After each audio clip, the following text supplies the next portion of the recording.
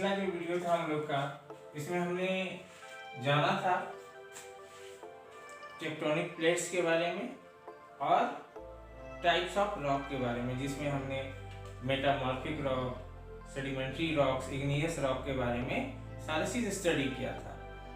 आज का जो टॉपिक है स्टूडेंट वो है रॉक साइकिल। ठीक है, आज का जो टॉपिक है वो रॉक साइकिल, ये लास्ट टॉपिक है। इसके बाद आपको एक्सरसाइज बनाना है, ठीक ना। रॉक साइकिल, जब भी हम रॉक साइकिल की बात करते हैं, what do you understand by this topic, आपके दिमाग में एक पहला चीज आता होगा वह वाटर साइकिल। ठीक है, वाटर साइकिल आप बचपन से पढ़ते आए हैं, कई बार पढ़ा है। रॉक साइकिल शायद आप पहली बार सुन रहे हो, लेकिन वाटर साइकिल तो बहुत पहले सुने हैं। तो जैसे ही रॉक साइकिल का नाम लेते हैं तो हमारे जहन में वाटर साइकिल वर्ड आता है। ठीक है, तो क्या है वाटर साइकिल में, तो जानते हैं कि अर्थ पे जितना भी एटमॉस्फेयर है, जितना भी पानी है, वो इवेपोरेट होता है। इवेपोरेट होके वो हवा के साथ मिलकर ऊपर जाता है और वहाँ वो कंडेंसेशन होता है उसका, वहाँ से वो फिर ड्रॉपलेट में चेंज हो जाता है और फिर वो बारिश के रूप में पुनः धरती पर आ जाता है। तो सिमिलर उसी तरह से, जिस तरह से कि वाटर साइकिल का मतलब क्या हुआ कि जो चीज हम जहाँ से स्टार्ट किए वहीं जाके खत्म हो गई, जहाँ से स्टार्ट वहीं से खत्म, यानी कि ये एंडलेस चलते रहता है। ठीक है, तो साइकिल मतलब वही, वाटर साइकिल उसी तरह से है। रॉक साइकिल भी ऐसा ही है। क्या होता है रॉक साइकिल को जानते हैं, one type of rock changes to another type of rock. एक टाइप का रॉक है वो सर्टेन कंडीशन में दूसरे तरह के रॉक में बदल जाता है इन ए साइक्लिक मैनर, और ये प्रोसेस कंटिन्यूअस चलता रहता है।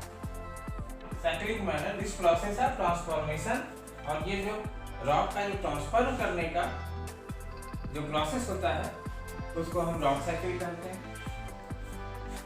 क्या होता है रॉक साइकिल में स्टूडेंट, हम लोग जिस तरह से समझे थे इसमें कि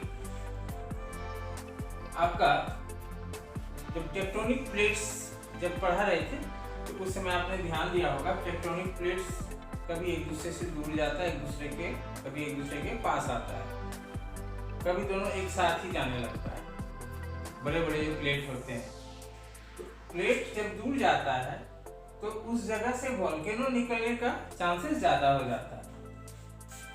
वॉल्केनो निकलता है, उसके साथ मैग्मा निकलता है लावा के रूप में, और लावा क्या होता है, वो धरती पर आने के बाद ठंडा होता है, और ठंडा होने के बाद वो कौन सा रॉक बनता है, इग्नियस रॉक बनता है।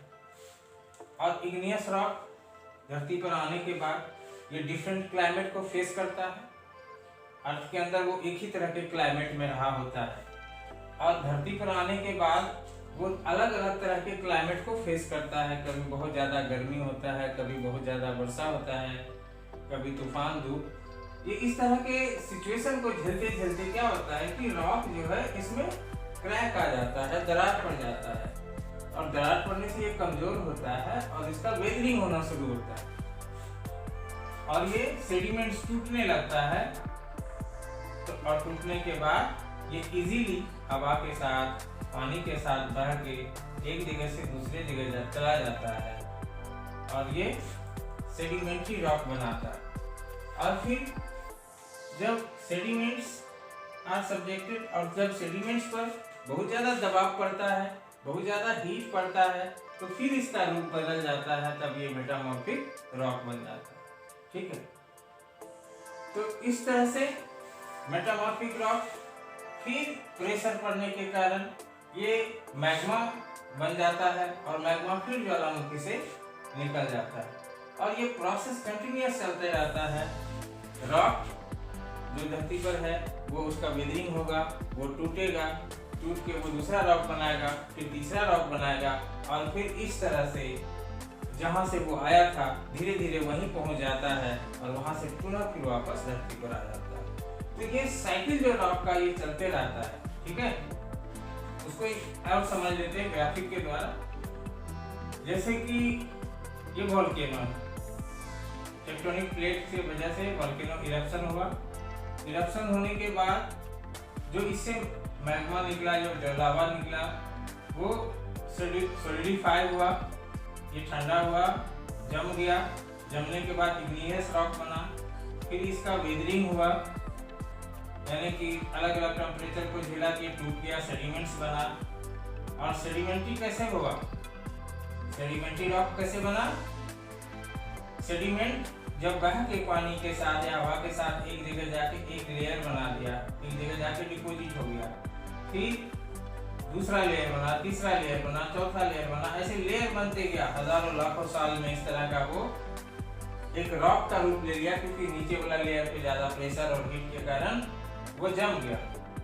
फिर इसके ऊपर दूसरा परत जम गया। ऐसे काफी लंबे समय में ये सेडिमेंट्स फिर सेडिमेंट्री रॉक बन जाता है। और सेडिमेंट्री रॉक पर जब ज्यादा प्रेशर पड़ा, जैसे कि लाइम स्टोन का हमने पढ़ा था, मान लीजिए कि लाइम स्टोन यहाँ जमा हो गया कई परतों से, ये लाइम स्टोन एक सेडिमेंट्री रॉक। लाइम स्टोन पर जब और प्रेशर पड़ा और हीट पड़ा तो ये मार्बल में बदल गया।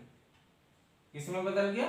मार्बल में। और मार्बल पर जब और हीट पड़ा और हीट पड़ गया तो ये क्या हो गया? ये पिघल गया और ये मैग्मा बन गया।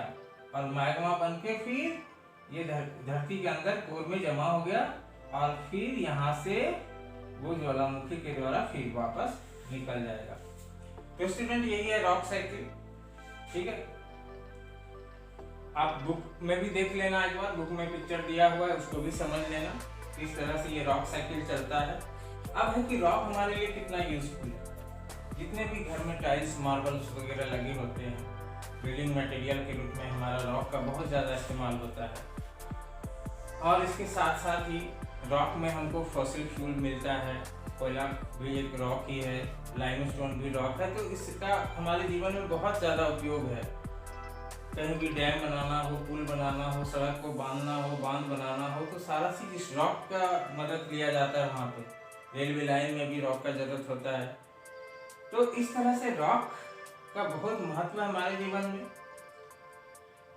और रॉक जो है ये अनलिमिटेड साइकिल चलते रहता है इसका, ये इसकी कभी कमी नहीं होती है। रिन्यूएबल टाइप का रिसोर्स है, ये खत्म होता है फिर नया बनता है, खत्म होता है फिर नया बनता है। इस तरह से ये प्रोसेस चलते रहता है। ठीक है स्टूडेंट, आज का ये टॉपिक यहाँ खत्म हो गया। नेक्स्ट डे आप जो है इस चैप्टर का सारा एक्सरसाइज आप CW कॉपी में हमको बना के दिखाएंगे। और बाय चांस अगर कोई क्वेश्चन आपको नहीं आता होगा, बुक में नहीं मिल रहा होगा, तो आप हमको बोलना, हम उसको ढूंढ के आपको बता देंगे। ठीक है स्टूडेंट, फिर मिलते हैं। और इसके बाद एक बात और, ये आपका जो चैप्टर पूरा होगा, इसके बाद एक चैप्टर सीरीज का पढ़ेंगे हम लोग, और उसके बाद फिर आपका लगातार टेस्ट चलेगा। और जितने भी चैप्टर की पढ़ाई हुई है उसमें सारा टेस्ट हो जाने के बाद फिर हम आगे बढ़ेंगे। ठीक है स्टूडेंट, थैंक यू।